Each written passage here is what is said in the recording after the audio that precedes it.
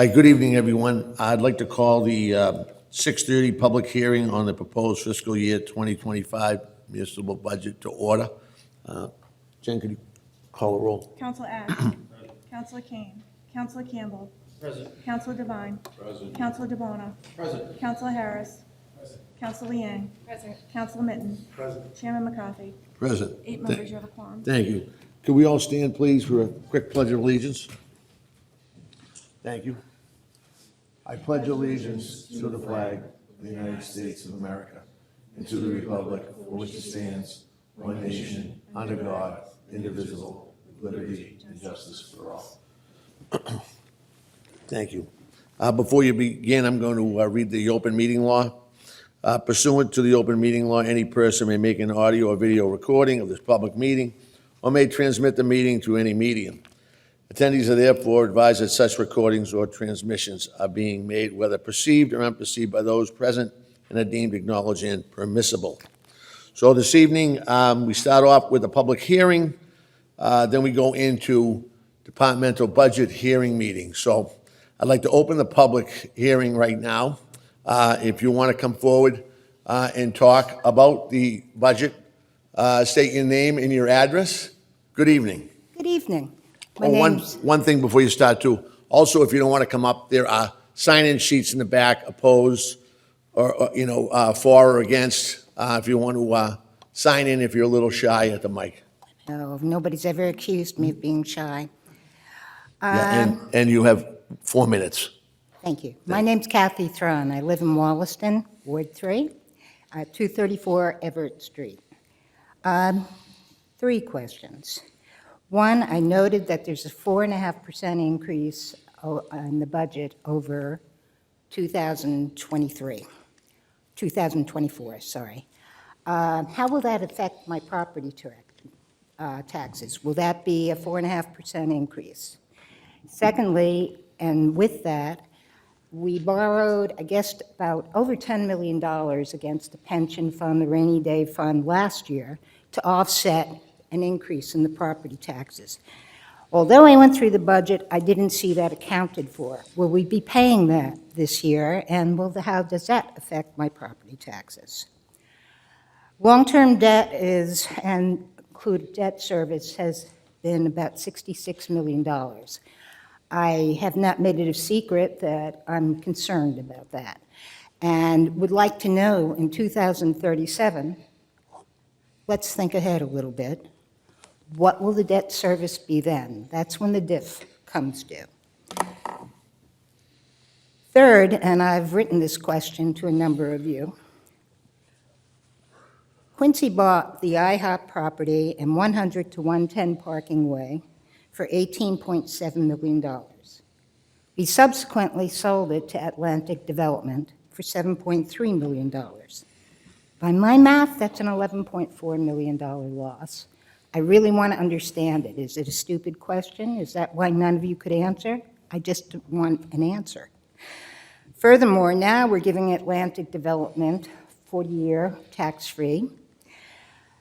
Further, we're borrowing another $157 million for garages that will benefit, in part, Atlantic Development. I just don't know if that makes good financial sense, and I'm asking you all to question, does that make good financial sense? Both selling property high and selling low, or anything else? Finally, a consultant's report has come out recommending between $150,000 and $220,000 increase to the mayor's salary, and I don't know yet if there's also going to be an increase in your salaries for the city council. It wasn't included in this budget, so that means that there's no public hearing, at least right at the moment, for that. Will there be a public hearing on the mayor's salary increase? That's a substantial amount of money. It will impact our budget. That's all I've got. Thank you very much. Thank you very much. Will I get answers? Yes, you will. Thank you. Thank you.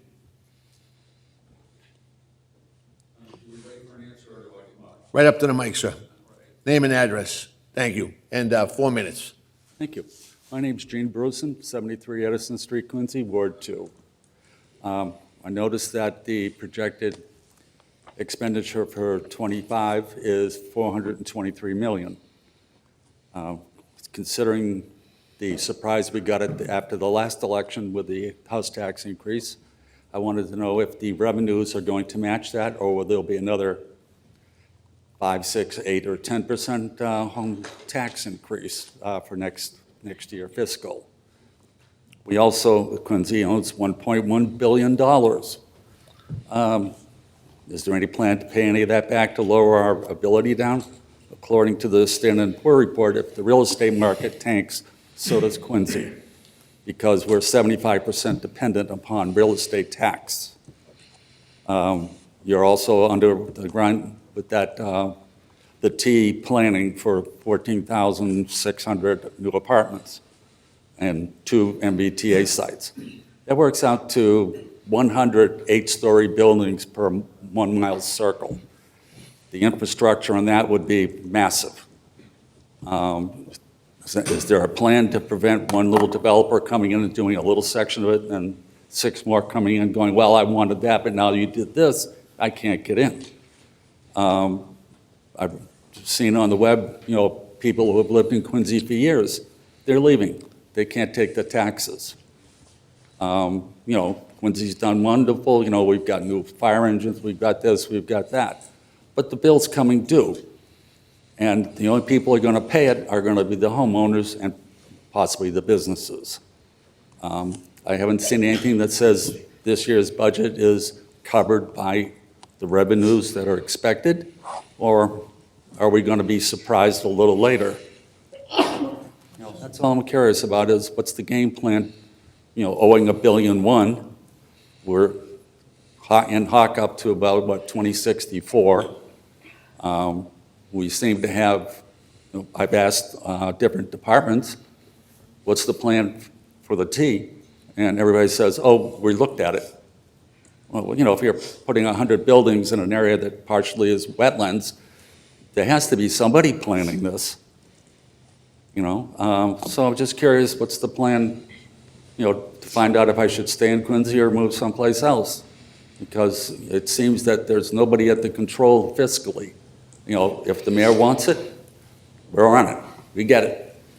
And that's not, are we going to have a fine arts center?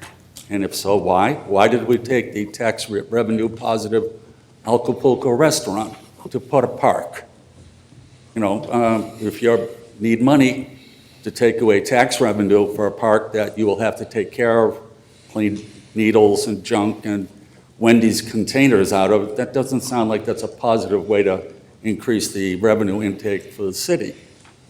So some answers would be nice. I haven't seen anything in the Ledger, the Sun, Quincy, any of them that says what the game plan is. It's always, oh, we borrowed it for another 5 years, another 20 years at a good 2.6%. Well, if you're taking 8 houses, Acapulco restaurant, that's shrinking your tax base, isn't it? So that's a couple of questions I had, and thank you. Thank you.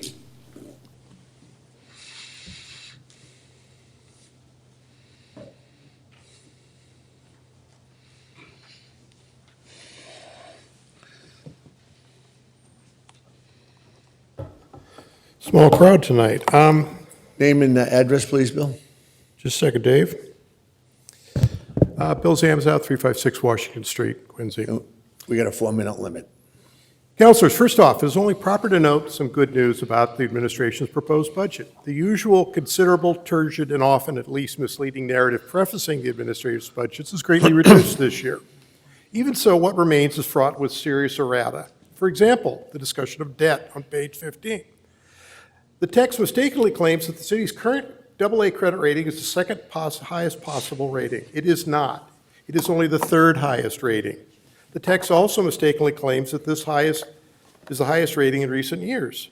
Reality, the city had a one level higher AA plus rating a few years ago, the second highest rating for several years, until it was cut a few years ago, a cut which the administration was slow to duly note in its recent budget books. The narrative also claims that Quincy has the same credit rating as the U.S. debt. This is untrue. The feds have a higher credit rating. Additionally, on page 15, there's a chart that the budget narrative projects the percentage of debt service expense in coming years is declining, substantially declining. So what for the fact that the city's debt service is slated to go up 12% this year per the budget before you? Granted, the administration has offered an amusing counting of things. However, the reality is a 12% increase is a 12% increase. Even more troubling is the fact that the annual debt service is already all but set in hard concrete to go up by roughly 40% in FY26, when tens of millions in deferred principal pay down on a $500 million pension obligation bond, as well as new debt service obligations hit the fan.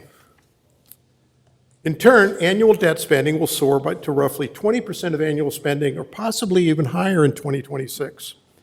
Further laying waste to the chart is how the mayor is currently seeking approval of a couple $100 million in new debt, likely hundreds of millions more on the near horizon, and upwards of $400 million in already outstanding interest-only paying debt has to roll over to interest and paying bond debt in tranches by 2030 or thereabouts. Granted, other outstanding debt is being paid down, but not at a rate that offsets what's coming. Not even close, not even after adjusting for anticipated new growth. In turn, what looks likely is that the city will come close to hitting its Prop 2.5 levy limit next year. Granted, there is untapped levy in reserve. However, trends look ugly as regards how long it'll last, as the administration has already set in place a steadily worsening of the city's structural deficit, budget deficit status. These are not minor Scrivener's errors. Were the city of Quincy a public company officially promulgating these errors, the SEC would come around and boy, they would be laying down sanctions. Next, the city continues to base its budget book on an old manual spreadsheet. Mistakes have thus been common throughout the years. More important details are few and far between. A proper three-year comparison budget should show actual spent in year one, final authorization year two, and then the ask for the current year. It does not do that. It only shows what was asked. It's useless. Also note that the 65 pages of partial FY24 spending data in the budget book, Kara Munis, are next to useless as they're just partial year spending figures. In other words, a waste of paper and bits and bytes. Similarly woeful is that it's impossible to readily determine a headcount of city employees. Such is unconscionable. Next up, the budget does not hyperlink to the school budget. How tough would that be? Then again, an easy way to look at a far better presented school budget would surely prove embarrassing for the school administration. And speaking of the school budget, while the spending is up 5.1% on a dollar amount, the school budget yet again falls Bill, short. you're at 4 minutes right now, so could you wrap it up? I'm very close, Dave. I'm Yeah, very close. wrap it up, 4 minutes. I'm very close, Dave. If you'd stop interrupting, I'd be closer. It's up 4 or 5.5%, but the budget fails to fall short of holding with inflation once you take account that school enrollment is up by 2%. Then we have Quincy College. Quincy College, if you look closely, is running about a $2.5–3 million deficit. Bill, wrap it up. I am close, Dave. I've got. No, we're going to shut your two mic off in paragraphs. a second. Wrap it up, 4 minutes. Dave, the media's here. Feel free. So what for the fact that an independent enterprise fund should pay for all its expenses? The school is running 2.5 short because it can't cover its health insurance, and the taxpayers are having to cover it. In short, I've just touched on a few of the problems. Might have done a few more if Dave didn't keep interrupting. The problem is modest increase this year from last year's 10% spending increase. The city is looking at big problems down the road. Thank you for your time.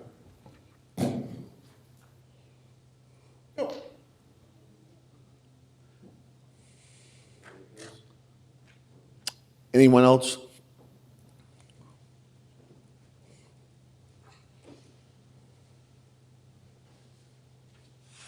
Okay. I'm going to wrap up the public meeting at 6:45. We're going to go right into the budget hearings.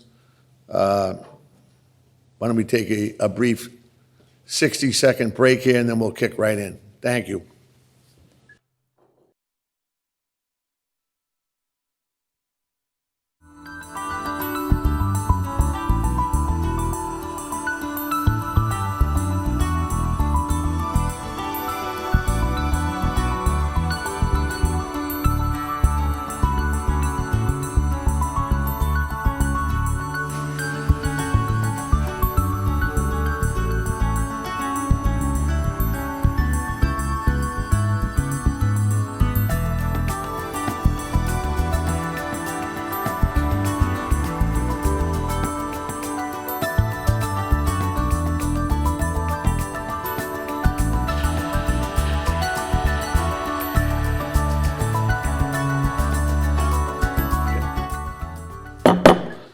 I'd like to bring us back here to address the budget hearings now. We're going to lead off with municipal finance and Mr. Eric Mason. Eric? Thank you very much, Council.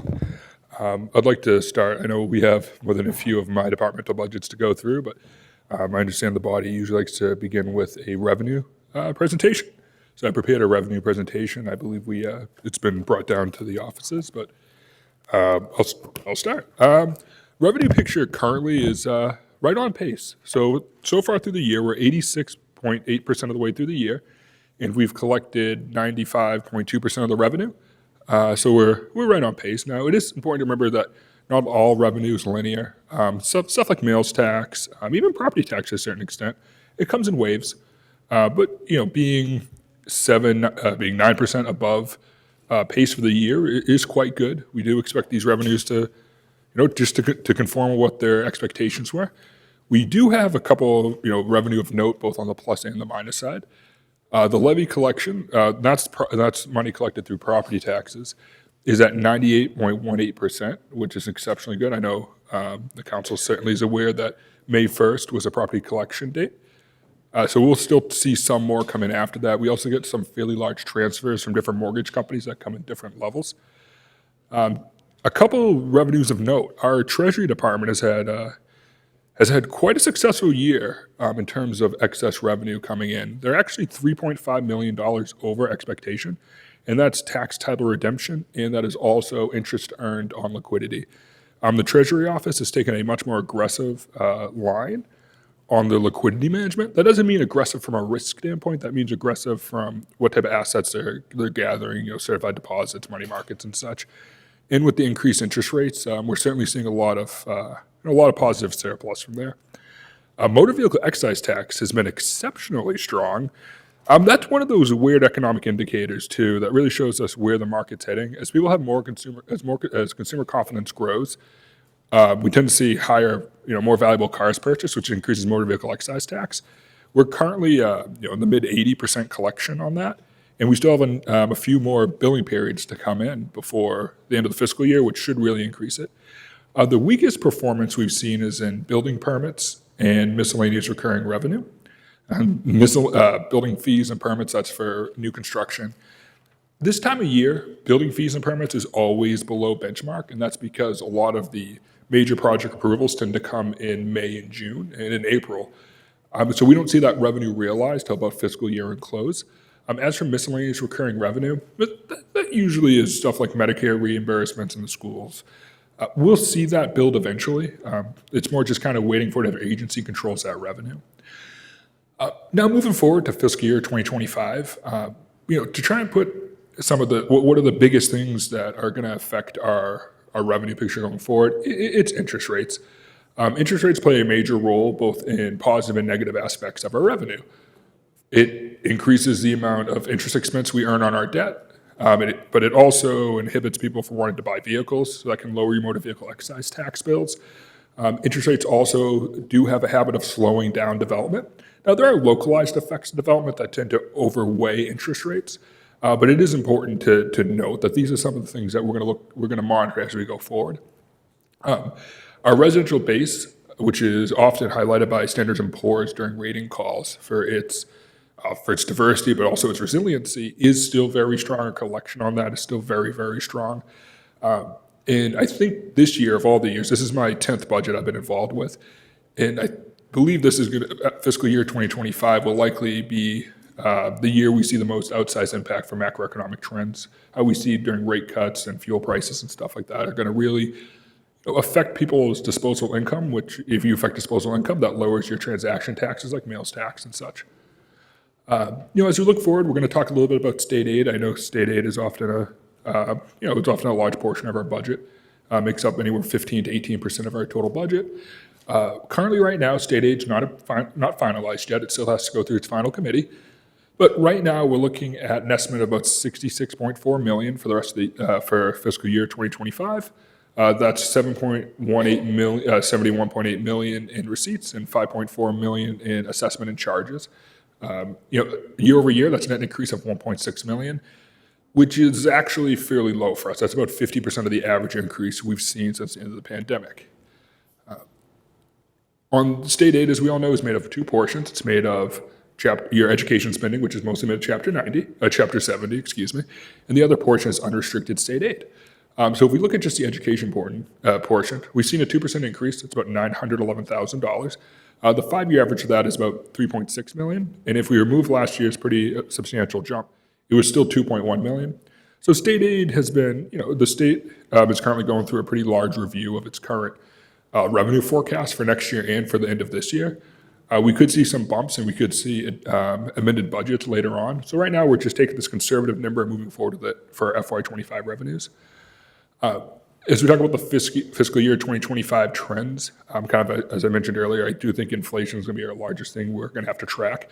Inflation has cooled down pretty significantly. It's down to local inflation for the Boston metropolitan statistical area is at 3.31%, and the national inflation is 3.48%.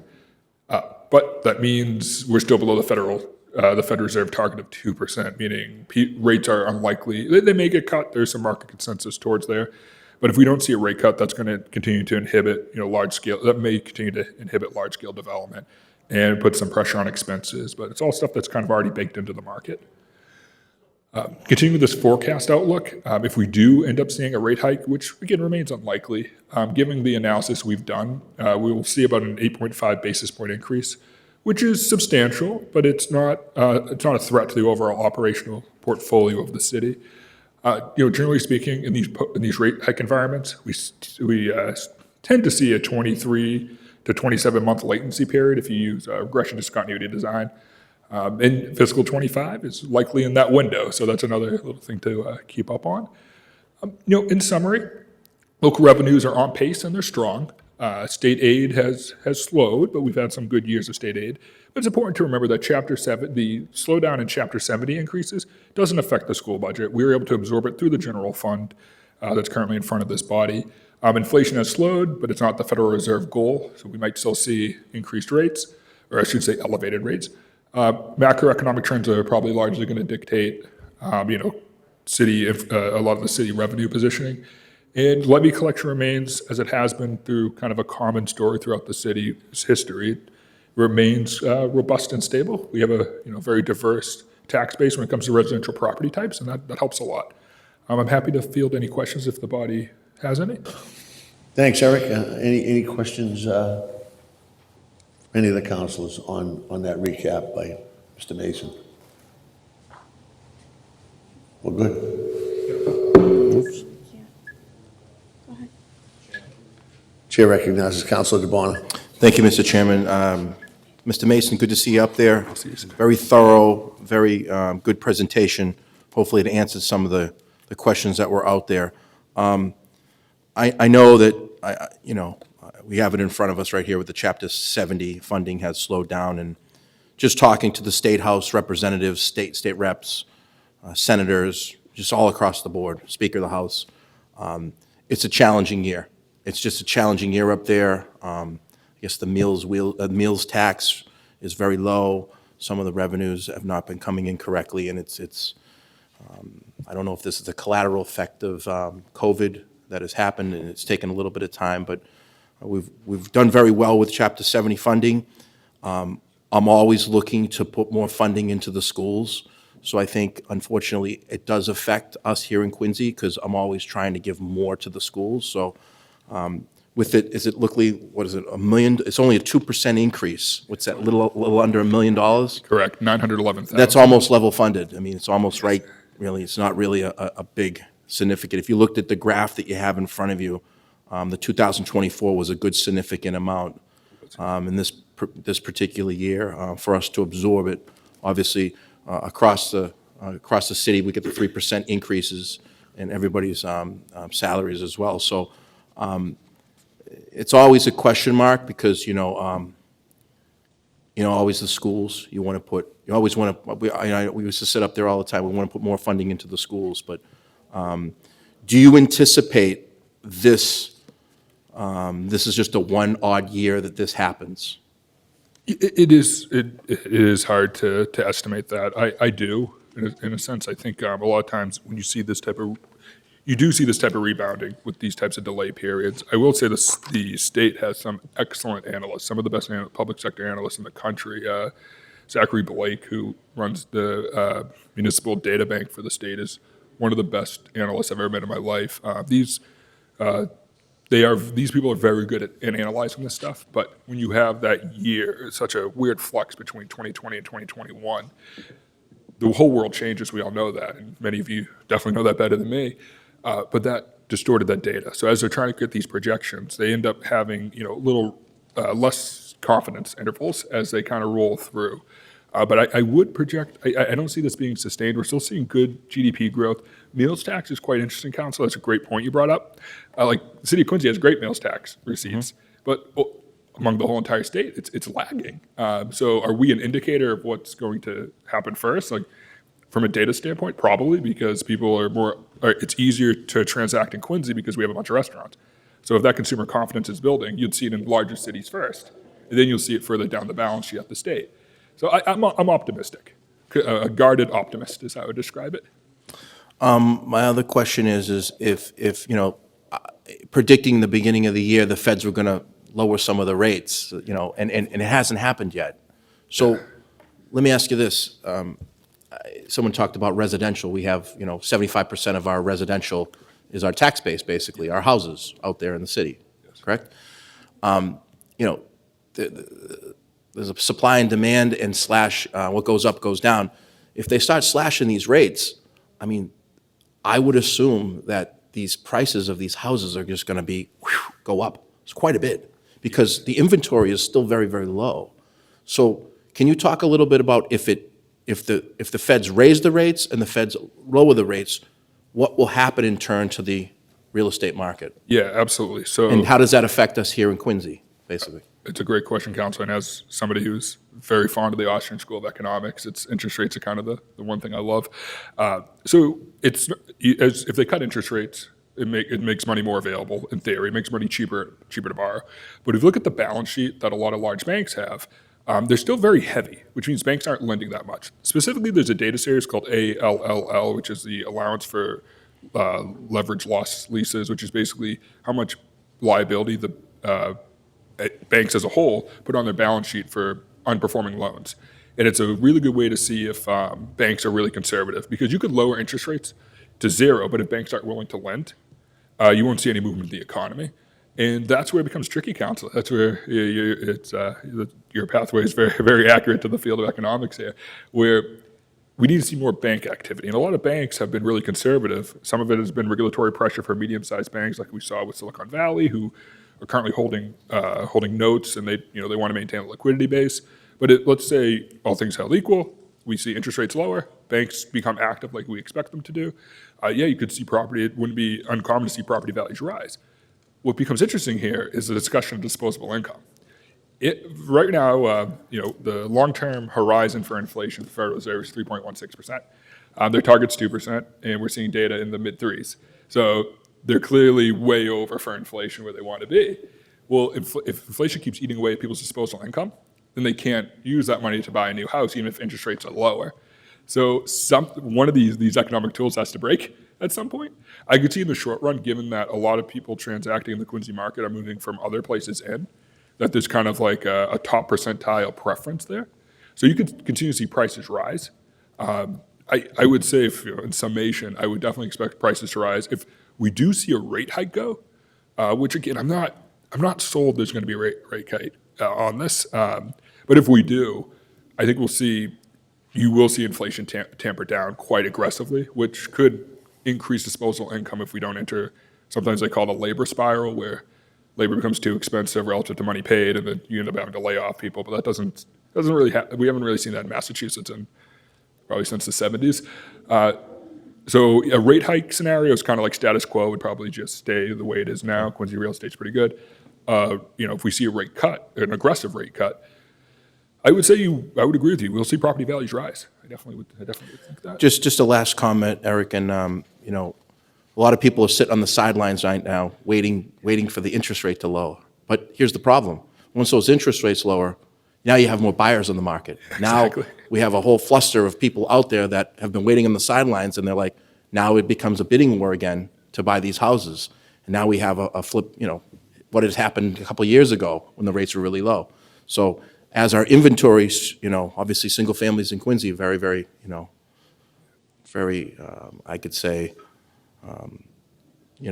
very important because, there's not a lot out there. And, and I just see that people sitting on the sidelines waiting around, but when the interest rates start to lower, let's say it goes down 1 point, you're going to see more buyers get on there, and they're all going to be vying for that same house.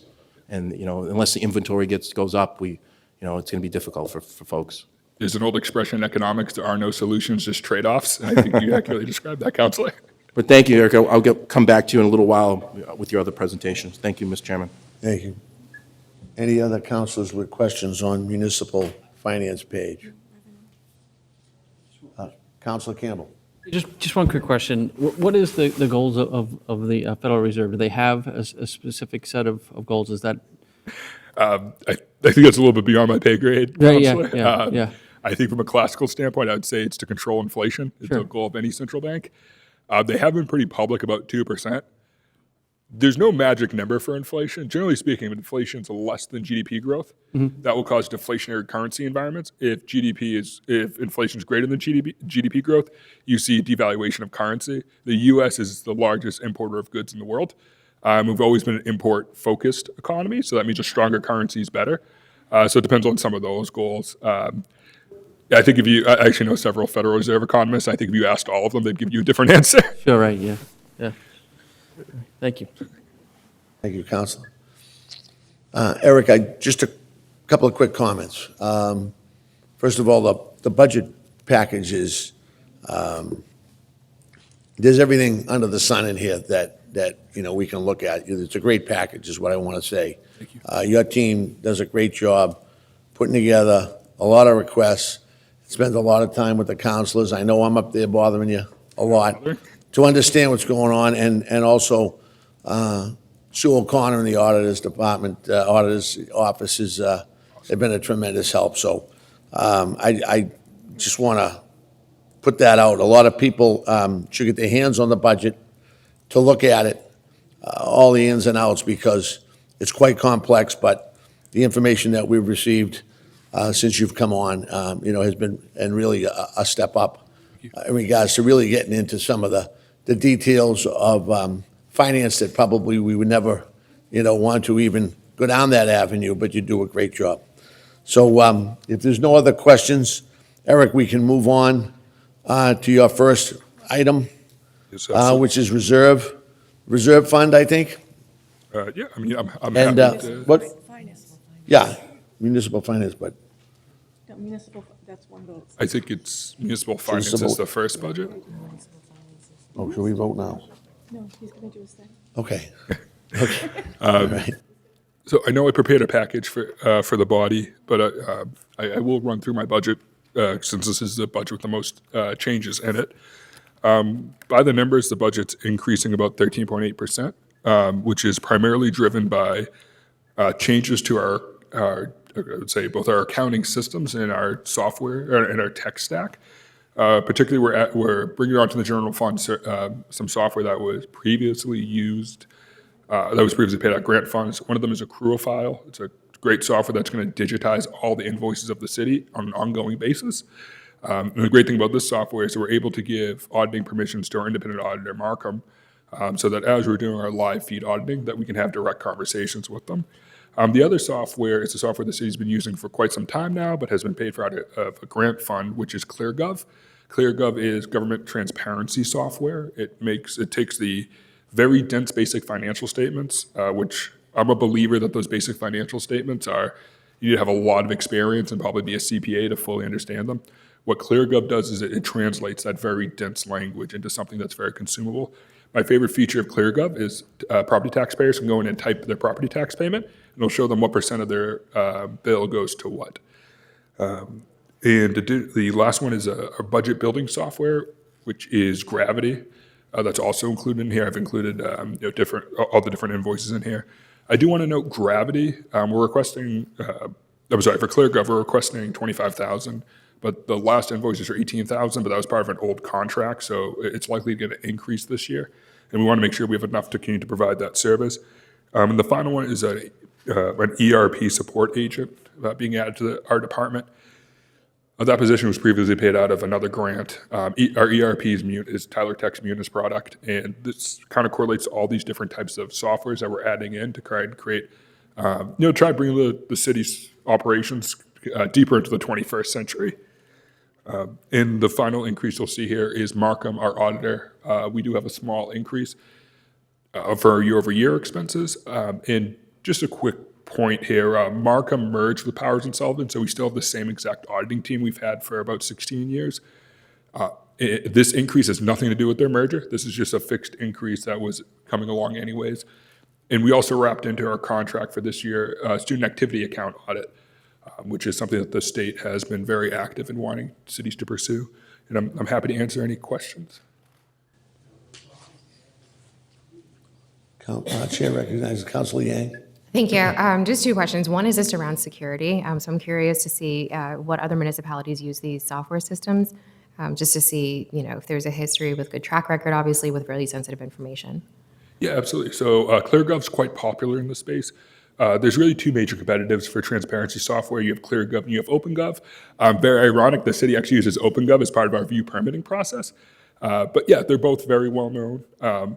I use the term Gravity, which is probably a very unfamiliar term. I believe Boston uses Gravity also, but they're owned by IGM Technologies out of Canada, which is a massive public sector, software provider. And then Accruifile. Accruifile is owned by Corpay, and Corpay is the largest issuer of MasterCards in the United States, commercial MasterCards. In council, that's something that we do always consider. So I do very much like talking about it after some of the cybersecurity issues that have unfortunately happened. We are very thorough in that examination. Mm-hmm. Great. And then I guess the second question and the last question I have really is just, this is really thorough as far as explaining in this booklet you gave to us what these systems are going to be used for, right? And for me, it's increasing essentially opportunities for access to information that anybody would like, right? For you, especially in your department, you need historical data in order to inform decisions moving forward, which then helps us as well. So whatever can help to consolidate and make that information more accessible, more easily, readable by anyone coming into this department or up here in the future, I want that, right? I want automated systems. I want, for things to be cleaned up. And of course, more accessible to the public as well. So if you could just quickly, besides these sort of benefits that we can talk about, do you have just a rough estimate of any financial benefits from, yes, we're purchasing the software, but on the other end, it's going to save us X amount of dollars? Yes, absolutely, particularly over Accruifile. So Accruifile allows for reimbursements based upon the use of their payment system. So if you use an ACH or even a debit credit card transfer, the city can get 1% back on that, and that's cash that comes directly to the general fund. City does $200 million a year in AP processing, so that's $2 million. Now, will we get to $2 million? Statistically, very unlikely. But especially Accruifile will very likely not just pay for itself, it'll probably also pay for the ERP manager for it too. Mm-hmm. It's very similar, I know you have a small business background, it's very similar to growing up my father. If he used a card, you get those extra points added to the business, and then you get to spend them discretionarily. The only difference is we don't get discretionary spending, it goes right to the general fund to be reappropriated later. ClearGov is a very large time saver. It's a very large time saver that serves a purpose and transparency to the to the taxpayer, which I know is a very large goal of everybody on this body. One of the things I'm excited for with ClearGov is that now that if the body so chooses to pass this ERP technician, I would like to partner with the planning department and see if we can. They already have a pretty good AI language translator for that stuff. I would like to really see what we can do with that. Mm-hmm. It's not going to change the data, but I really can get horizontal there, which could be quite interesting. I think it'd be really. Yeah, no, that's great. I think, again, we're in the age of sort of working smarter and having tools available to us to do so. And so I think this is great, especially now to knowing that there's going to be financial benefits. That's easy for me. So thank you. Appreciate it. Thank you, Mr. Chairman. Thank you, Councilor. Any other questions from councilors on municipal finance for Mr. Mason? Motion approved by Councilor DeBona. All those in favor? Against? The ayes have it. Thanks, Eric, on that one. Fortunately, I think you're still stuck with me for a few more.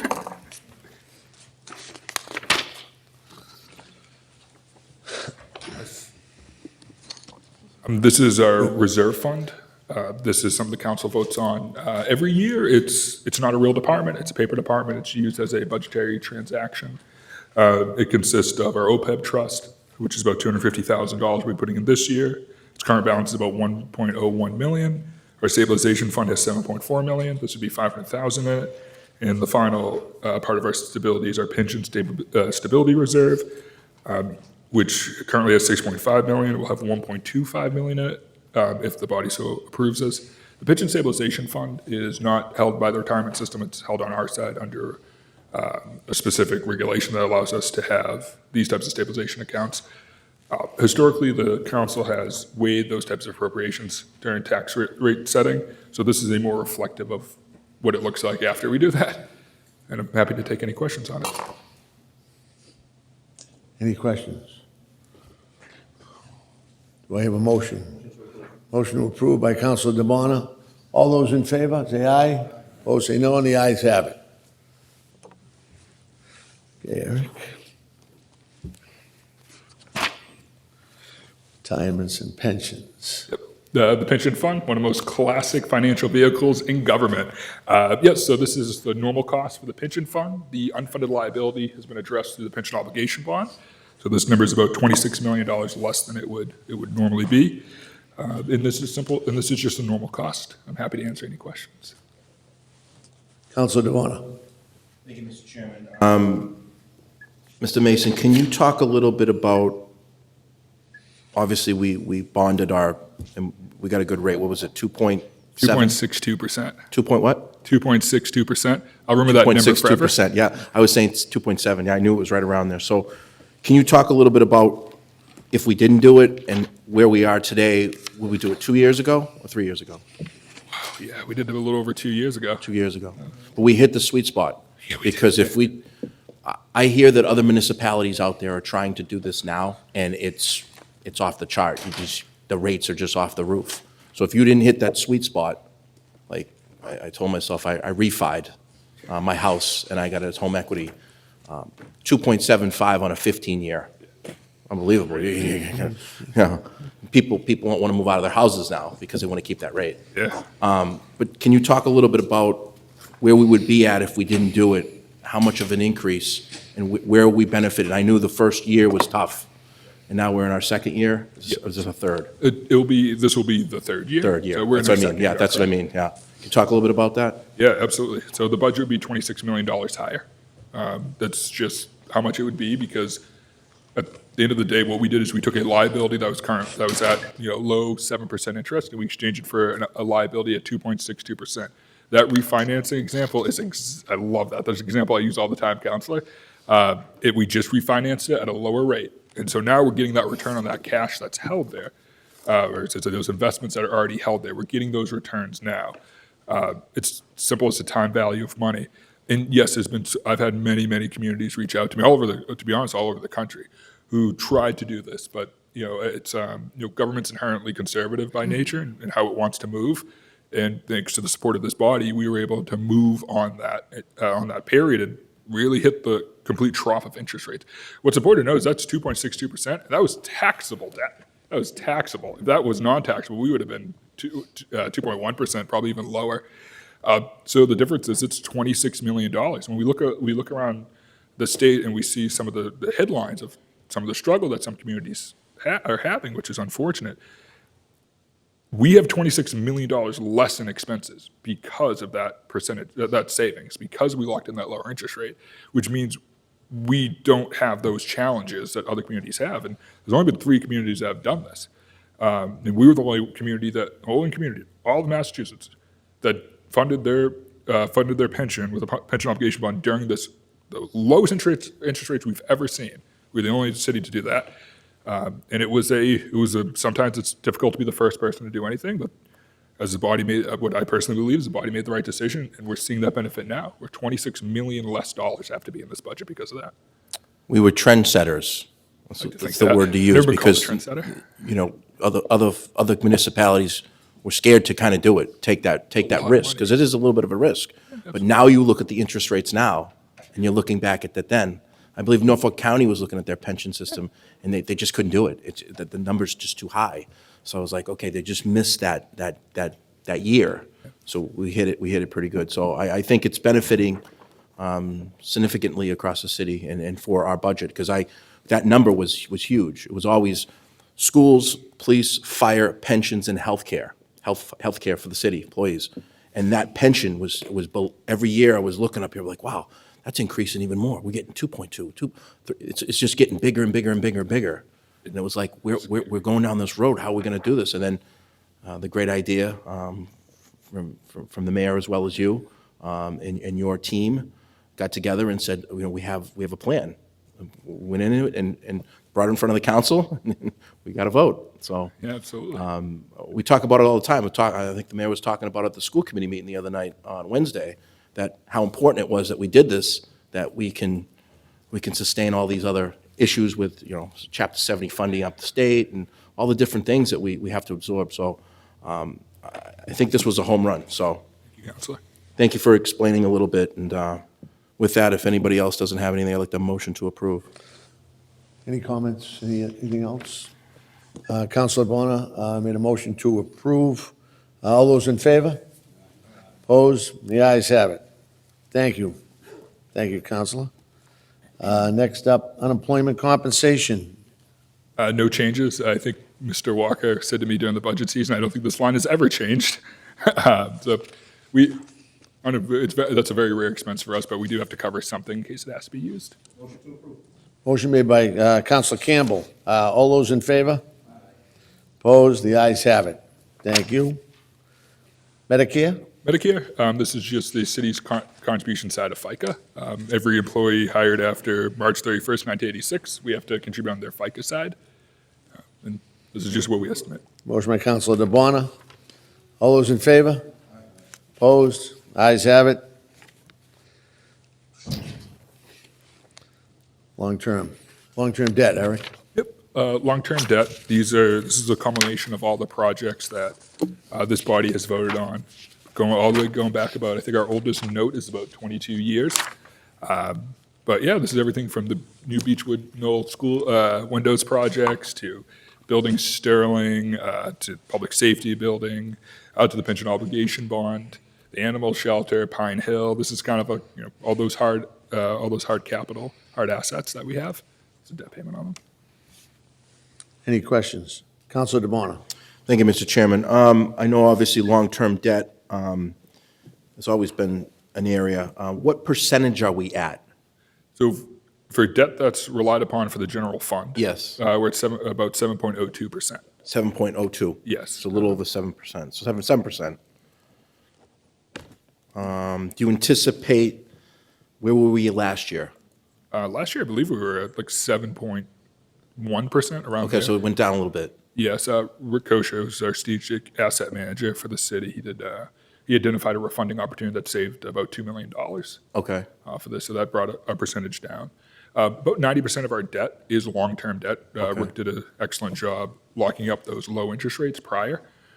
So we are in kind of a comfortable position where we have a little more flexibility that's usually not seen in the public sector right now. But yes, we had a refunding opportunity that was able to actually reduce that percentage.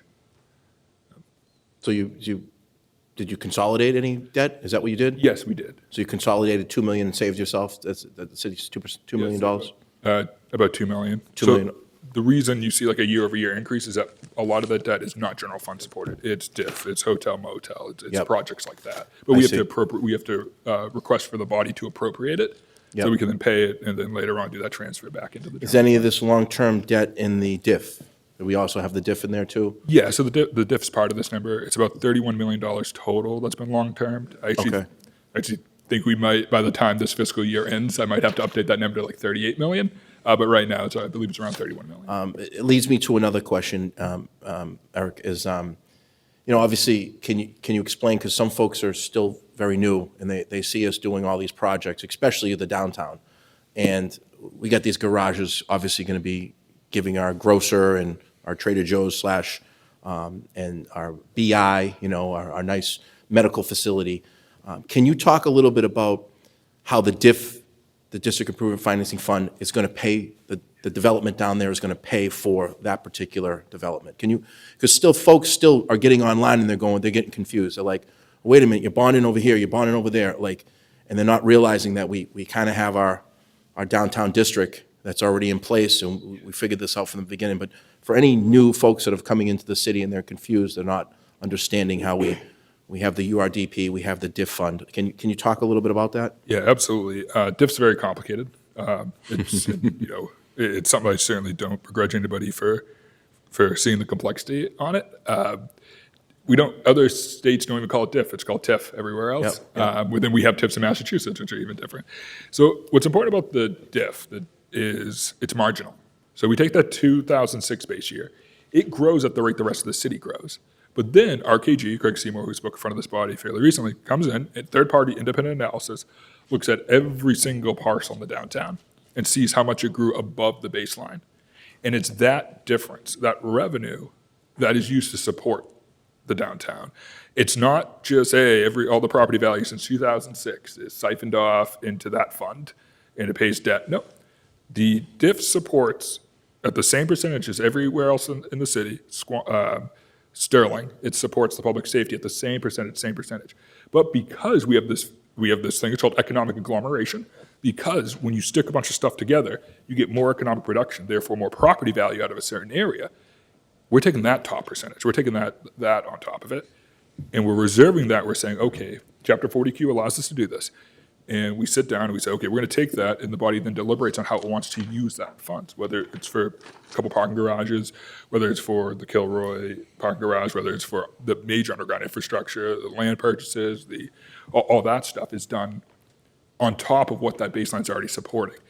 And that's where one of the challenges of the DIF comes in, where it's a very unique part of law. You often hear me cite Chapter 40Q, and there's also the Home Rule Petitions, Chapter 32C, so you're allowed to do 10 years of bans. Then Chapter 40Q comes in and you can do up to 30 years of notes based on the infrastructure.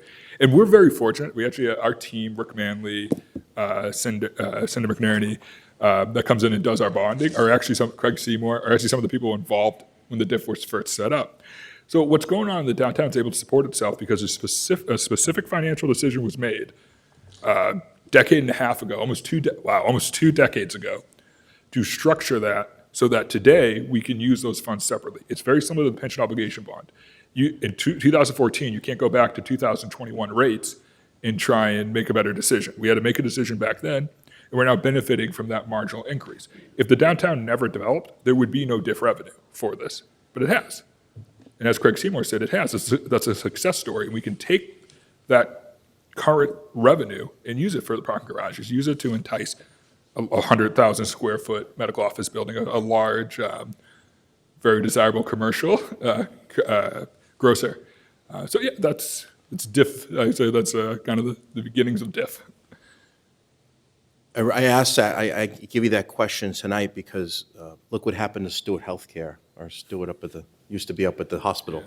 Like, is it going bankrupt? Is that correct? Is that what I hear? They're filing, they're trying to sell it. So we'll see.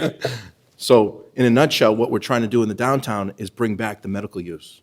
And that's what the provider that Fox Rocks is going to do, is going to allow us to get a provider, Beth Israel, to be the provider for over the General's Bridge on that particular side, where the old Ross lot or the Ross garage used to be, where people kind of can remember.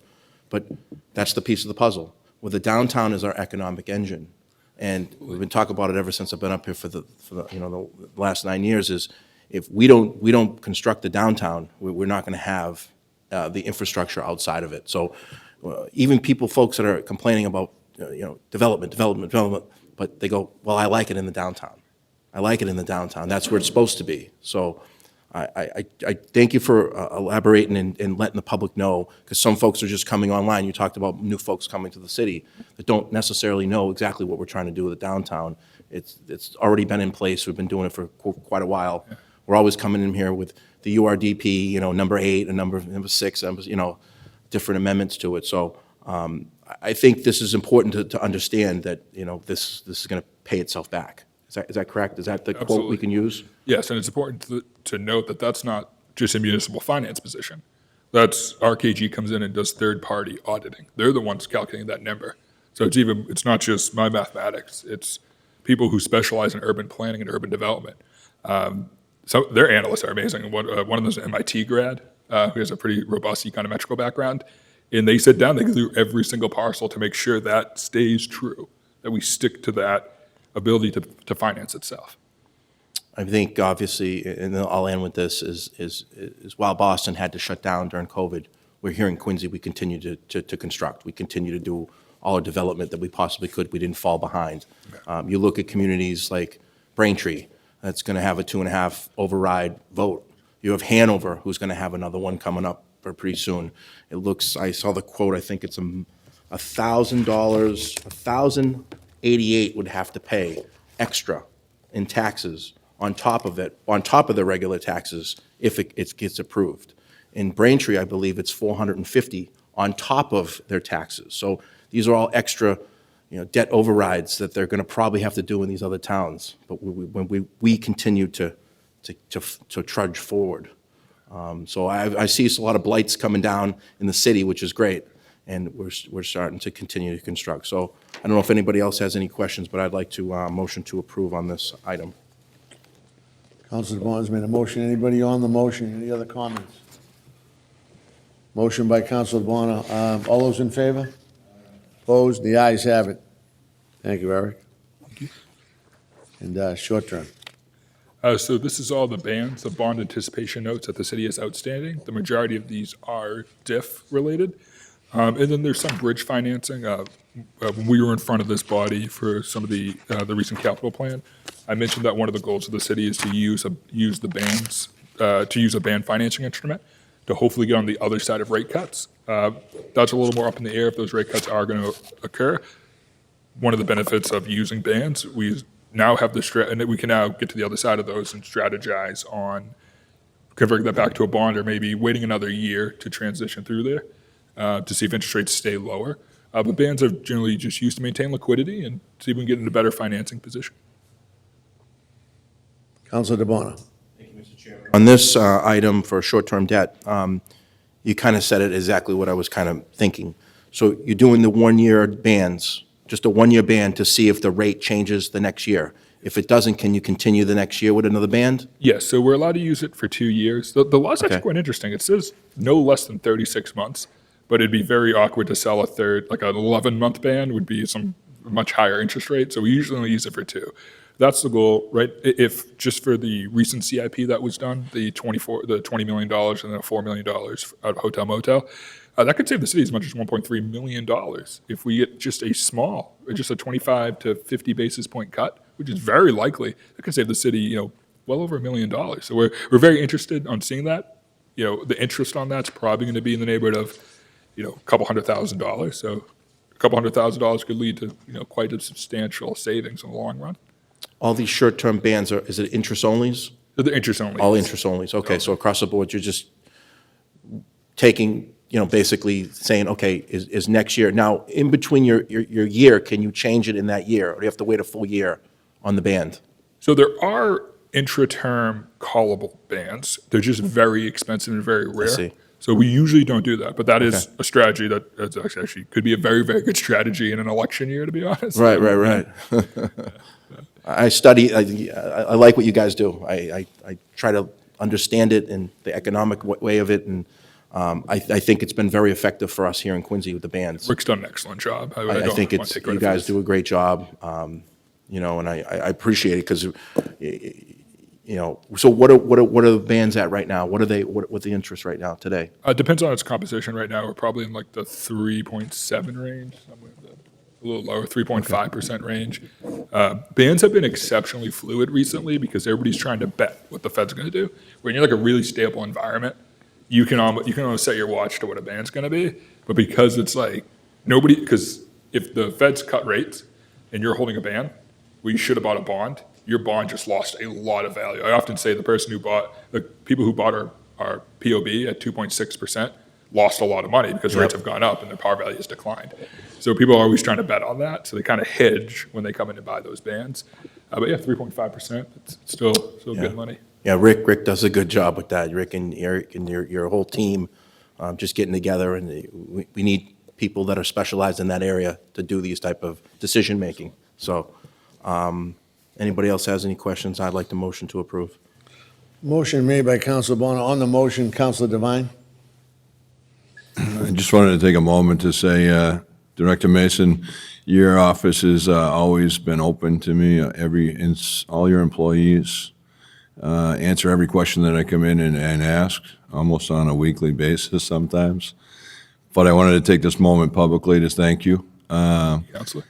I've gone in and you've basically put your lunch down and answered my questions multiple times. And so I do appreciate that. Thank you very much. Thank you, Counselor. Thank you, Counselor. Anyone else? So we have a motion by Counselor DeBona to approve. All those in favor? Opposed? The ayes have it. Thank you very much, Counselor. Thank you, Eric. Next up is Molly, Treasurer. Hello, how are you guys? Good evening. So first, I wanted to take a quick second to thank all of the people on my team for their hard work. We have a pretty small team relative to what we do for the city. So it's pretty amazing to see there's 9 of us and we process a lot of payments and a lot of bills. So all the progress that we're about to talk about that we've made, a lot of these great ideas are coming out of my team, so they've been fantastic. Oh, sorry. Can you hear me?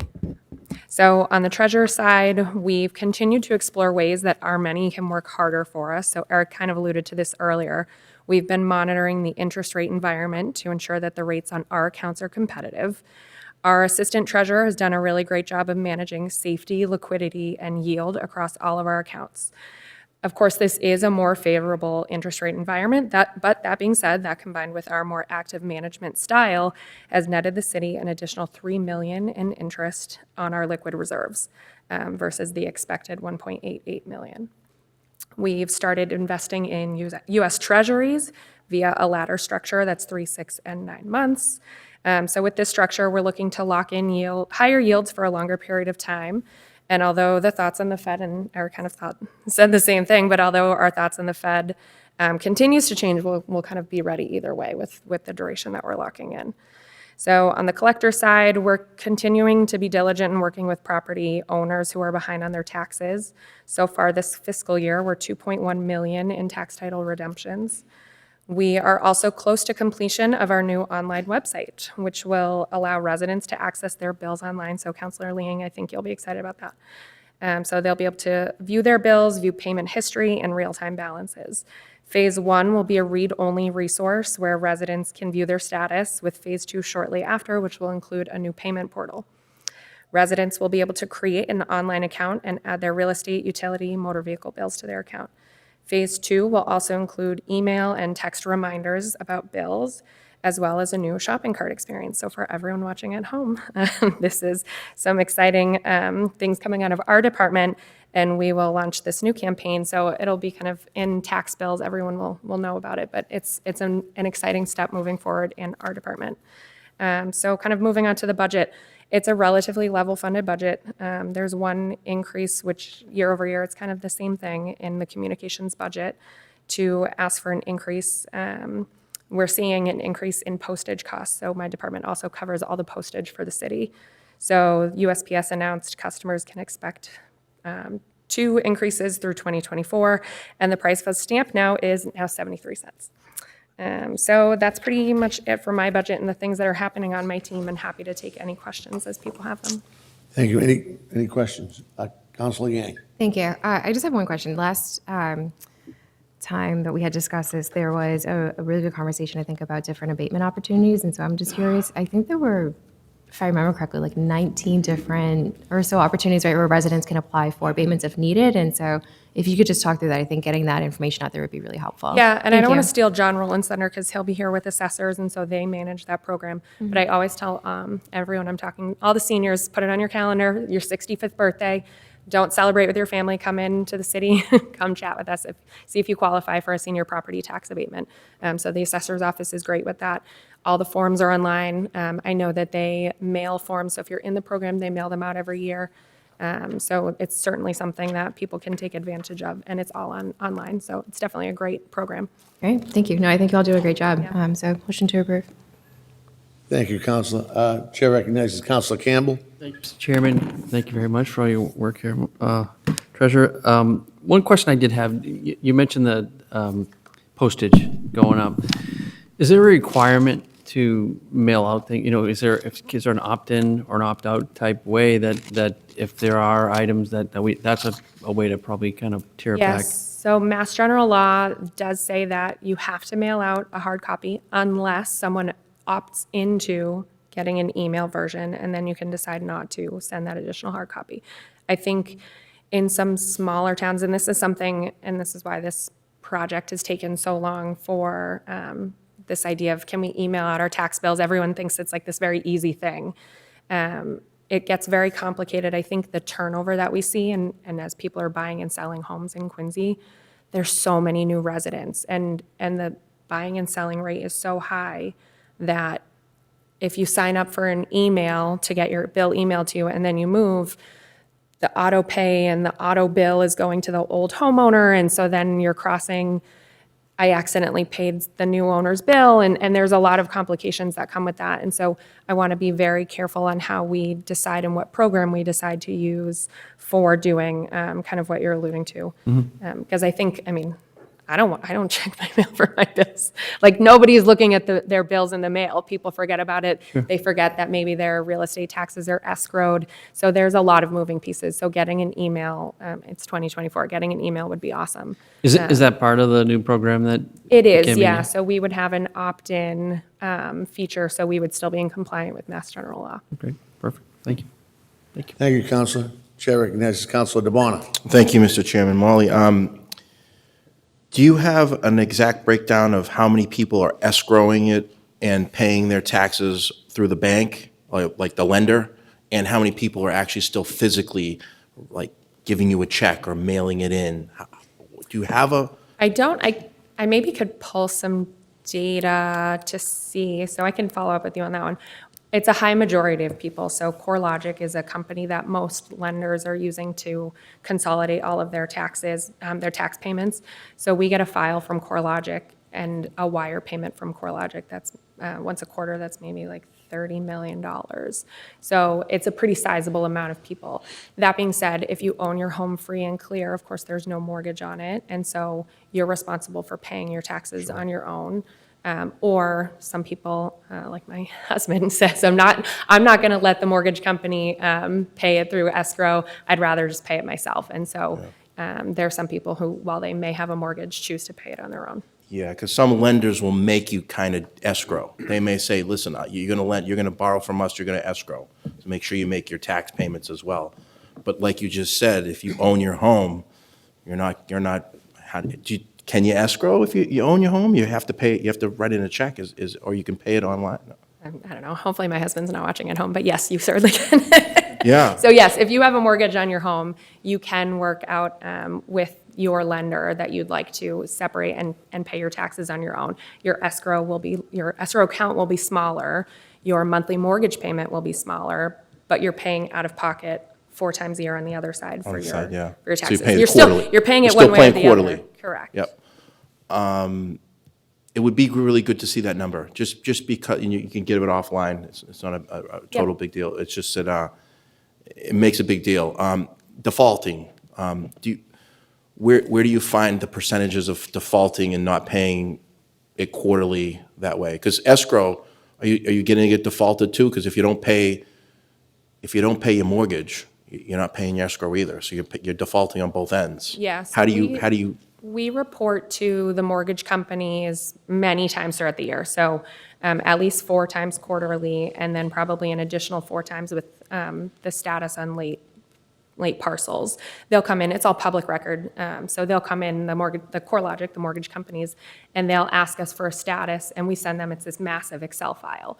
And so they'll do a run to see of their parcels that they have mortgages on, who is current and who is behind on their taxes. So again, if you own your home free and clear, that's not happening, and the onus is really on you to be paying the taxes. If you have a mortgage, it's not quite as cut and dry as you either pay the taxes or you didn't pay the taxes. Sometimes people make short payments, and if all you have is $1,000, that's all you have. Sometimes people pay, or the mortgage company will pay the taxes when there's an additional water lien on the property, and so they'll come in and pay the base real estate amount, but the mortgage company will not pay the additional water lien. And so that would be on the homeowner to pay. And so depending on who your lender is, there's a lot of different scenarios that may happen there. So most of the time when I see people behind on their taxes or they're missing a payment, it's more likely a water lien or a missed quarter versus like just no payments at all. I appreciate it, thank you. Yeah. Yeah, thank you. Anyone else? Did I have a motion to? Motion by Counselor Yang. All those in favor? Opposed? The ayes have it. Thank you, Molly. And tax title. Yep, one more. So this, again, is the same year over year. We have, with our push in trying to get some of these tax delinquent properties current, we have a lot of additional expenses that come with that. So this is a tax title expenditure. Motion by Counselor DeBonner to approve. All those in, on the motion? Go back to the postal, I know we're one ahead, so are we required to send a first-class letter? Or can we just send, because I know there's other municipalities that send it cheaper than the 73 cents, Yeah, so sorry, to be clear. which is the new rate. Yeah, so Right, the it new rate is hasn't kicked in 73 yet. cents. Yeah. So there's a couple different ways mail leaves the city, and I know it's probably like the least exciting part of the night for you guys. There's a couple different ways that mail leaves the city. We have a postage meter in the basement of City Hall, and that's for just small pieces of mail Right. that are leaving. Yep. Bulk mail, so I'm talking the tax bills that go out, we go through. Bulk mail, though, it shouldn't be It's 73 not cents. 73 cents, Oh, no. okay. So we work with JLS. They're a company out of Brockton. Yeah. They print, they fold, they stuff the bills. Okay. And they put it right on a USPS truck, and that is not 73 cents. I believe it's 57 cents. Yeah, so why couldn't we do everything at 57 cents? So it's got to go to Brockton. Sometimes it's easier to just put it out in the basement of City Hall. Saving money sometimes isn't easy, believe me, I Yeah, know no, that I agree. So personally. Yeah. I would encourage, so if the city council has mailings, don't bring them to JLS, bring them to JLS, don't bring them to the basement. Or if there's other departments that have like 1 or 2 letters going out, we could certainly look at bringing them to Brockton and mailing them out of Well, no, Brockton. well, 1 or 2 doesn't, actually, you have to qualify to have a bulk mailing, unfortunately, Yeah, so I think that's the challenge, if we're The only cha- mailing. Which is a challenge, but as far as the bills are concerned, you're going to be sending one out to every homeowner. So that's the whole population. That definitely falls under the category of being able to be discounted. Yes, and we currently do that now. Oh, so we do it. So it Yes. isn't 73 cents, or it isn't No, it's 64 that 57 it's at cents. right now. So we spend about Right. $20,000 on a single tax bill mailing. Okay, I just Sorry, wanted no, to- that goes to JLS for sure. Yeah, no, Our no. city, our I got you. our mail couriers are not stuffing. I got you. No, all no, those no. envelopes. Yeah. I just want to make sure that, because if it's there, if the option is there, we do it, The only problem with that discounted rate, though, is it doesn't have the ability of being forwarded either, because it's not first class. But that's a downfall to that. Somebody goes, you have your snowbirds that go down to Florida. There's always somebody, you get a call, I didn't get yeah. that letter. Yeah. And I got a tax, I got a surcharge on the taxes.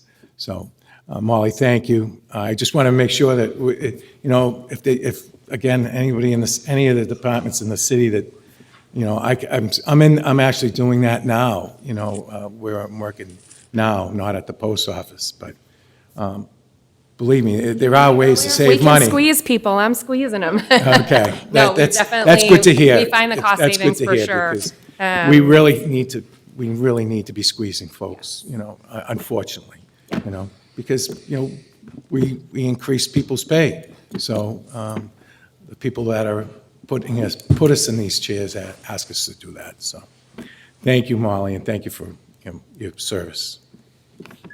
Thank you, Counselor. Motion by Counselor DeBonner on the tax title expenditure. All those in favor? Opposed? The ayes have it. Thanks, guys. Thank you, Molly. Catherine Hoban. Logan. I'm dating myself. Good evening, Catherine. How you doing? I'm good. So I'm here on behalf of purchasing. Any questions on our budget? Motion approved by Counsel DeBona. Anyone on the motion?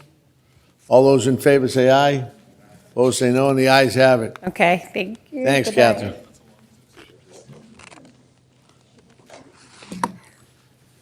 Mr. Timmons, good evening. It's always a pleasure to follow Mrs. Logan, and I'm going to follow her script as well. So I know I have different budgets to review. I'm happy to do them in the order you care to do them. But I'm simply going to invite questions, frankly, because we pay the people who work in the office, we pay when we need outside counsel, and then some expenses, and beyond that, there's not a lot that's complicated. Any questions for the solicitor?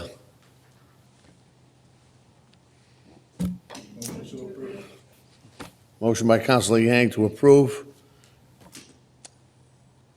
Anybody else? All those in favor? Say aye. Opposed? The ayes have it.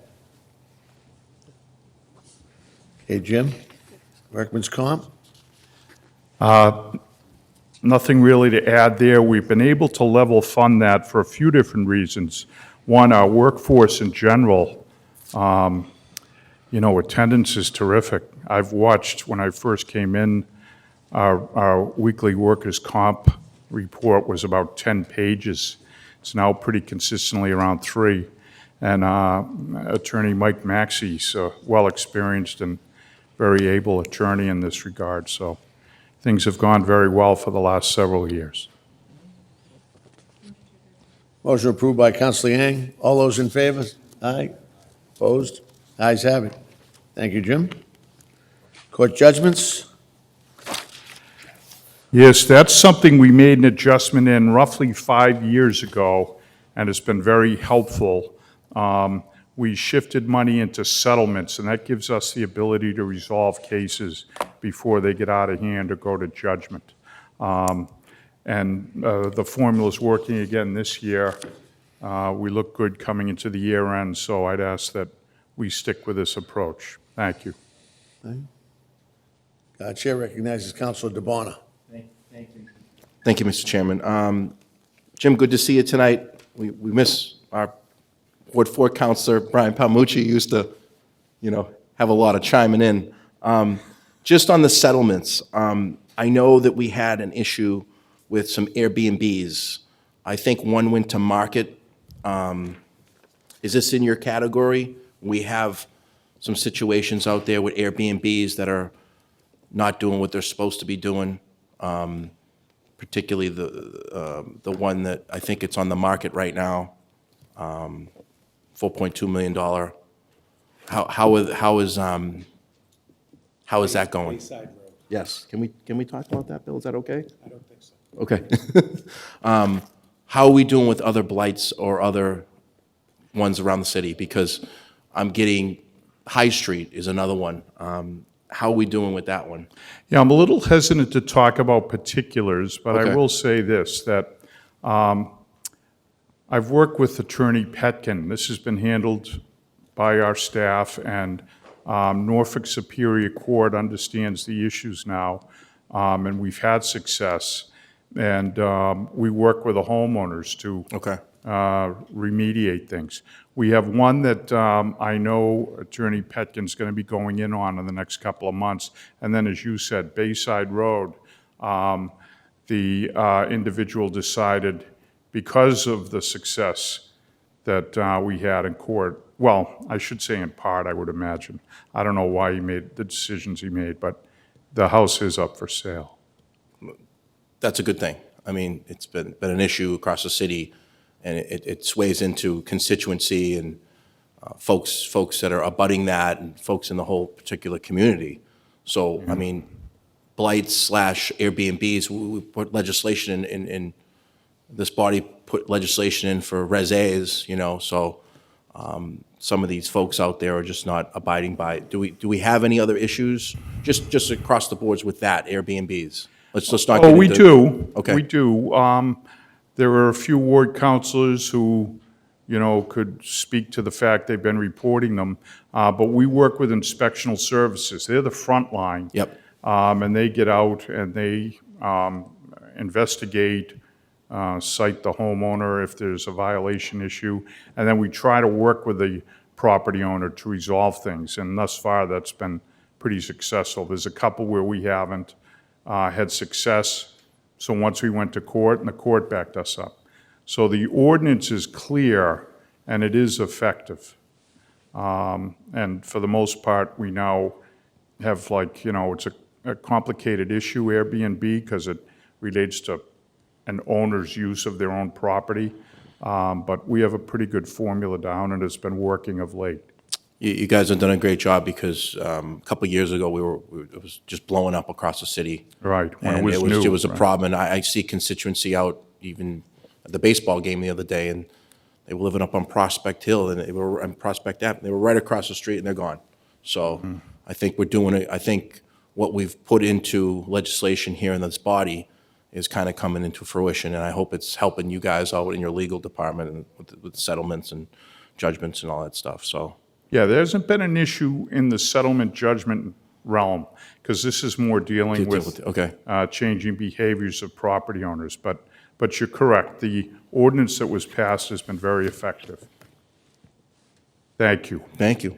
We have a motion approved? Motion, anyone else want to ask a question? Motion by Counselor DeBona. All those in favor? Opposed? The ayes have it. Thank you, Jim. Thank you. Pleasure. Thank you, members of the committee.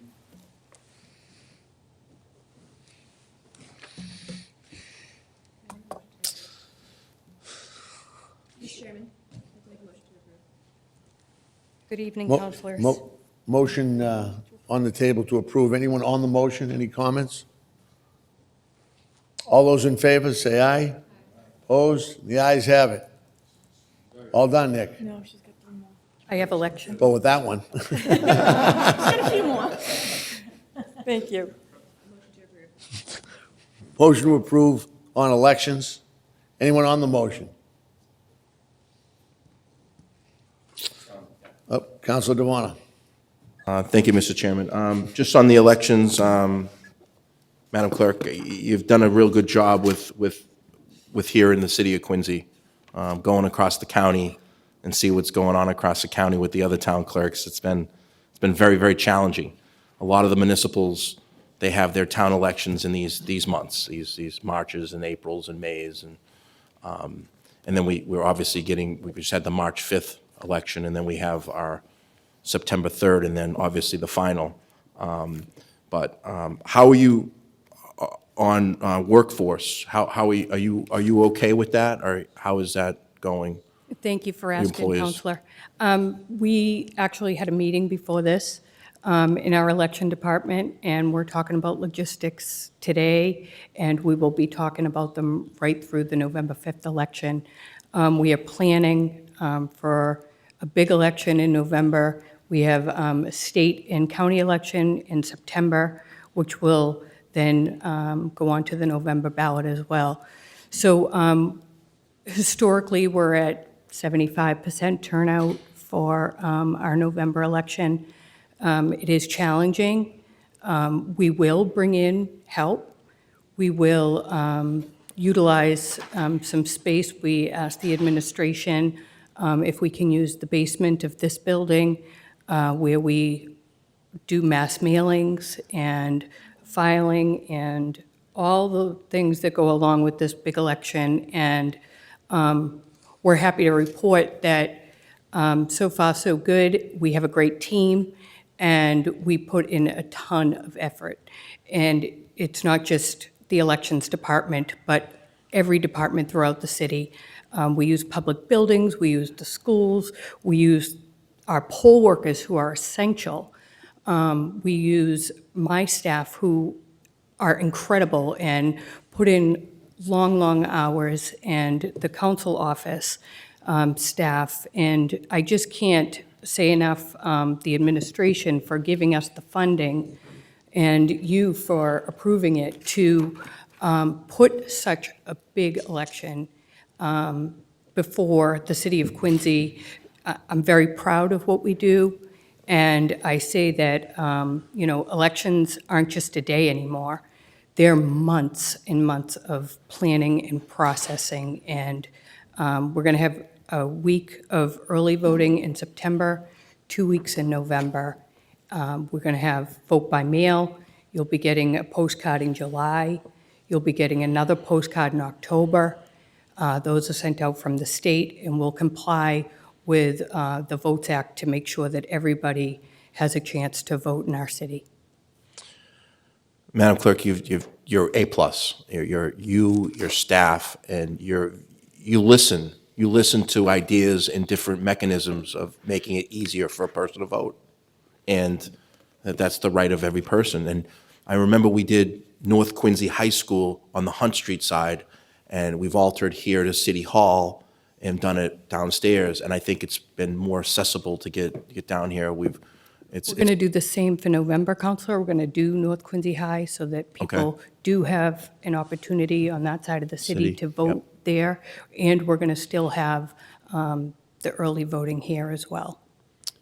And can you vote, if it's early voting, you can come into City Hall here and vote? Yeah, No reason, just come in and That's vote. right. That's right. I know it's been altered over the years where it used to be absentee, where you had to have some type of excuse of why you needed to vote early or something, or if you needed to kind of prove that you were going on vacation or you're going to Florida. But now that post-COVID, it's kind of evolved into, if you can come early, you can vote, and you can vote by mail as well. You can vote in this beautiful chamber.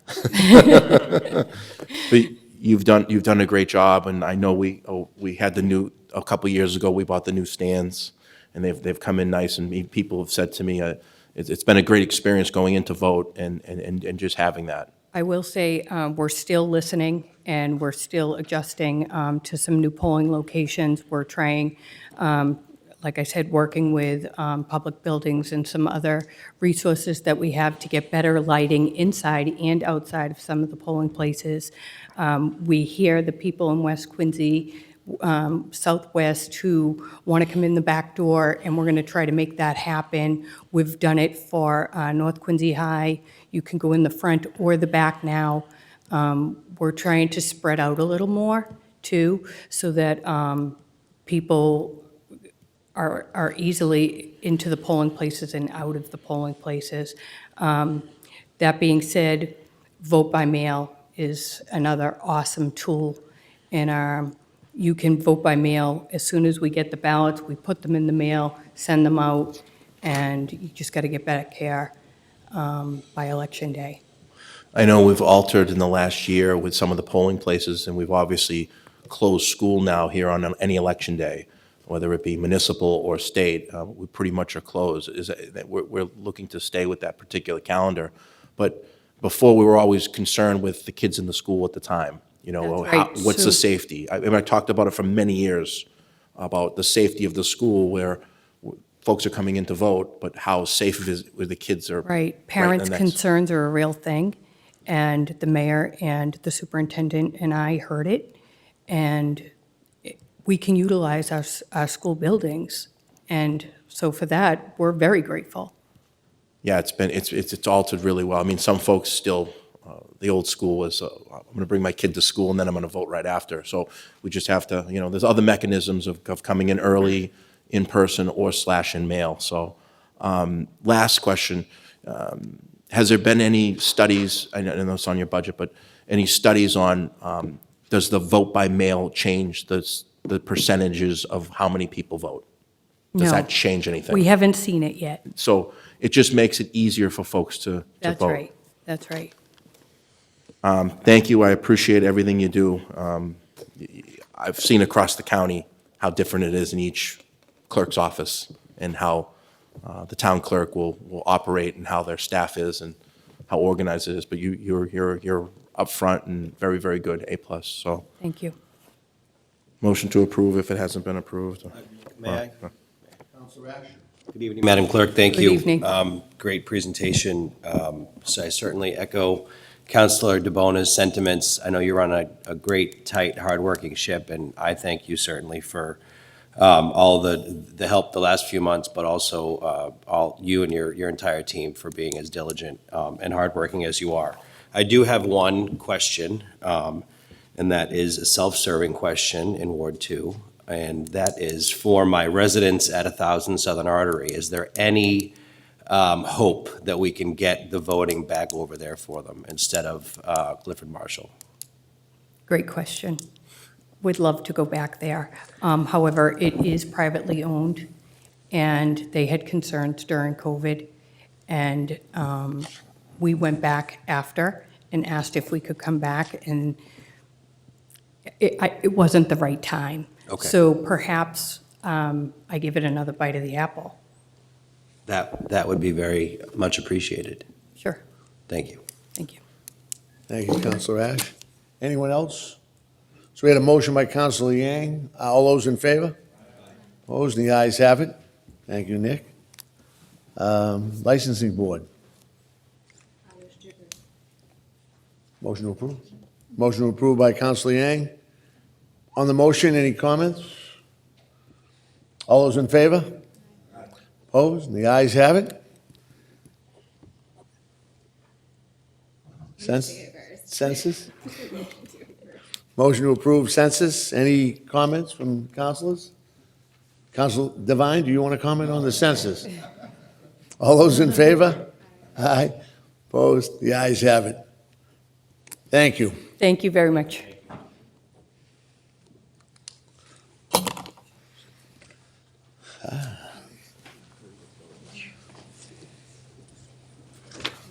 Hello there. Mr. Fascies, good evening. Good evening. Stevens. Good evening, council. It's a pleasure to come before you tonight. I would point out that, as you all know, the planning department partners with the mayor and the city council in many, many ways. You have amongst you a great understanding of what we do.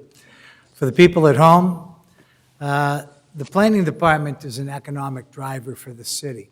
It's important that when we see things like the Quincy Center deaf area, which we talked about earlier and we heard about, Quincy Center has become an economic driver. The medical office building that you spoke of earlier, the specialty grocer, we work very closely with all the development consultants, specific consultants that help us bring these incredible opportunities to the city. Obviously, we do a lot of work with the varied residential development. We also are tied and connected to the community development side of the city, where all the federal money goes through, and that is all federally funded. A lot of people don't realize that when we talk about planning, there are a number of specific plans that we have to act on and work with, and many of you have worked with us, and all the department heads that we work with have been excellent, and I want to tip my hat to all of them. Those are things like the Wollaston redevelopment area, the open space plan, we have an updated survey coming, hazard mitigation plans we work on, and also the MVP, or the Municipal Vulnerability Preparedness Plan. These plans are all important features of what we do that most people at home don't understand. They think of us as the people that are just going to listen to development stories, and we do. And with the input of the City Council, we believe that we are doing an excellent job to make sure that the people at home and your constituents and the mayor's constituents have a chance to speak and hear about what's going on in the city as it happens. So with that, any specific questions you have, I will say that we have a level funded budget except for the increase in personal services, which are contractual obligations for pay and education pay. Any questions, I'd be happy to. Chair recognizes Councilor DeBona. Thank you, Mr. Chairman. Director Fatsis,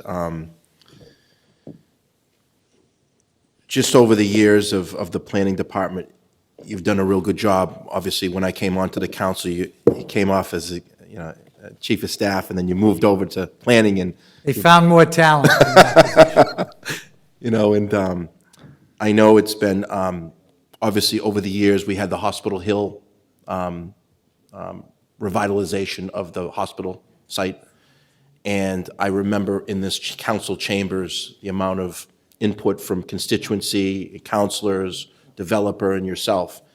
And the developer worked with the constituency and the counselors to alter the building, to move it around, to move the, you know, the swimming pool in a certain angle, moving it more towards the middle and not so much on Colonial Drive. And I think it's a testament to what you and your planning department does, because we work together. We had to make alterations with that development, and the constituency was telling us certain information, going back to you, going back to the developer, and they made those adjustments. The reason why I bring that one up is I drove by it over the last year, and I was like, wow, this looks pretty good. This is a nice looking building. I was surprised. I didn't know what it was gonna actually look like. And my next door neighbor lives in a residential area. She ended up selling the house, and she ended up going there. She ended up moving into those apartments up there. So other folks want to stay in Quincy. She's looking to downsize, and she went from single family to going and living in that hospital site, which I remember in this council chambers how much it was. But we have to work together on certain projects. If we don't like the aesthetics of it, we don't like the amount of units, we don't like where the setbacks are, how much parking spaces, all the 9 yards. Obviously, you guys do a great job with stuff. And I hear it from other developers saying that, no, Director Fatsis doesn't like the way this looks. It's not going to work. And that's important, because as we move into the next phase of our city of Quincy, it's very important that what you allow and what you listen to is very important for us. And it's altered over the years, and it's gotten a little bit better, but it's a testament to you, your team, Rob Stevens, you guys, the planning department. You guys do, it's a tough job. It's a tough situation when you have to say, it's too dense. There's not enough parking spots, and you guys have done a real good job with it, and it's striking a balance. It's really striking a balance in the city, because, and I'm glad you talked about the downtown, because it is the economic engine that's going to run, and it's going to make us go into the next generation, the next decade, I guess I could say. So just thank you, because I hear it across the city. I hear it across all areas, and you're in the best interest for the people, because you're listening to them too as well, and you're making it reasonable, and it's not always easy. Everything gets conditioned. Everything that comes before us gets conditioned, and a lot of that comes from the council. A lot of it comes from the people that are standing in front of their constituency, looking out for their neighborhoods. And so that's our job, is to make sure that things get, I could talk all day about being an economic driver and all that, gets done in the city. Everything that gets done in the city gets done with the steady hand and the help of the council, the help of the administration, the guidance that you give us, and the opportunity to listen to what people have to say. You guys all run the community meetings. You folks are there to let us know what you're hearing on the street, and it assists us in utilizing the information to do the best we can. It's never going to be perfect. I sat in this council chamber for almost a year to get the Hospital Hill site done. It was a PUD. It was a city council asked the council asked the planning department to take on those responsibilities, and we did, I think, a great job. And again, a tribute to my staff, a tribute to the support I get from the mayor's department and from this council. So it's a team, and without that input and without that help, and without just making sure we all listen to what people are saying, the outcomes wouldn't be as striking as they are in many cases. So I thank you for your comments. Just real quick on the permits / applications / what we have in the pipeline out there. compared to the last year or even the last few years, where do you think we're at with quote-unquote folks out there building or constructing or? It has picked up very, very rapidly. We all listen to the same thing that, Eric Mason spoke to about the economy and whether people are wanting to lend money. Are they waiting for, rates to change? It's been my experience that developers develop, banks lend, and unfortunately, they all have to come into the market when they're ready to move. And sometimes it helps them, and sometimes it's a little bit more difficult, so they may scale down. But there's been no shortage in new applications. We're surprised a little bit. Again, this is a department that took 30 days off during COVID and hasn't stopped since. And I will tell you that each one of you knows individually what's going on in your neck of the woods, and you see what's happening, and you see some of these projects are going faster than others. Some of them are, in a bit of a hiatus, if you will. So we have permitted projects that are basically, waiting to go. Maybe they're waiting for rates or whatever the case may be. But in every case, these are decisions that people want to invest in the city of Quincy. And we're a portal for that, as you are. You are here to take a look at what is proposed and to, help us with whether we give it a thumbs up or a thumbs down. So I just say it's a partnership, and again, I can't say enough about my staff. One of the few things that went up was my educational expense pay, because I got a couple of new master's degrees working for me, so I get to hide behind all those smart guys. But it's really important for you to realize that the support that we get and the information we get from you allows us to customize and to come up with the best solutions that we can. So again, thank you very much for your Thank you. comments. Motion to approve. Motion approved by Councilor DeBona. On the motion, Councilor Devine? Before I lose you, I wanted to also say thank you very much to your department. You also open your door all the time, and you have it easy. You have a security door there. You could just not answer. I haven't seen you put your lunch down for me, but you guys have stopped everything you're doing. I've walked in, and you've had meetings with multiple different departments, and you've included me, just dragged me in even unannounced. So to your department, like you just said, they are exceptional, and I do appreciate everything you guys do, so I wanted to say thank you. I'm sure the whole council feels that way too, but I just wanted to say thank you. I appreciate all you've done for me over the last year and a half. Thank you, Counselor. I love watching you do work on the islands over there, and, when you're changing out the shrubbery and so Yeah. forth. And I will tell you, I know I'm outside your ward, but I got some work that I could get done at the yard if you got a minute, I'm not up for sale in any other ward, just Ward 4, okay. that's it. All right, well, I can't move. My wife had dropped me. Good. Yeah, Thank you, Councilor. So we had a motion by Councilor DeBona. All those in favor? Aye. Opposed? The ayes have it. Thank you, Mr. Fassi. and Thank Mr. you very Stevens. much. Thank you for all you guys do.